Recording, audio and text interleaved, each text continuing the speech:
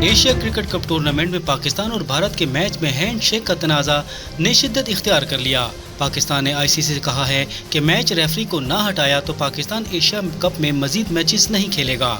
ICC को लिखे गए खत में कहा गया, मैच रेफरी ने खेल की रूह के खिलाफ इकदाम किया। आईसीसी ने ज़ाब्ता अखलाक की खिलाफ वर्जी की है। पाकिस्तानी कप्तान से कहा, टॉस पर हैंड शेक नहीं होगा, मैच रेफरी एंडी पाई को हटाया जाए। ज़राए के मुताबिक पीसीबी ने आईसीसी को मैच रेफरी तब्दील करने का मुतालबा तस्लीम न करने पर दोबारा खत लिखा।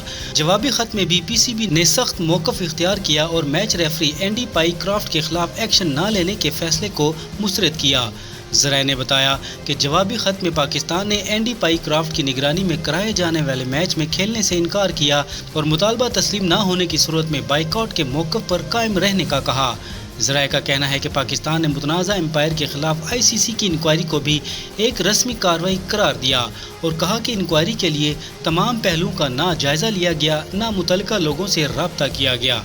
ज़राए के मुताबिक पाकिस्तान ने तमाम तर तहफ़्फ़ुज़ात को दूर करने पर जोर दिया है और कहा कि पाकिस्तान तमाम तर तहफ़्फ़ुज़ात दूर होने और मुतालबा तस्लीम करने के बाज़ाब्ता ऐलान के बाद पाकिस्तान खेलने के लिए रजामंदी जाहिर करेगा।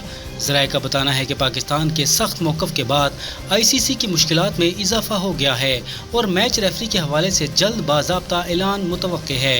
ज़राए के मुताबिक पाकिस्तान के सख्त मौक़िफ़ के बाद आईसीसी के पास एम्पायर को पाकिस्तानी मैचेस से हटाने के सिवा कोई रास्ता नहीं बचा है।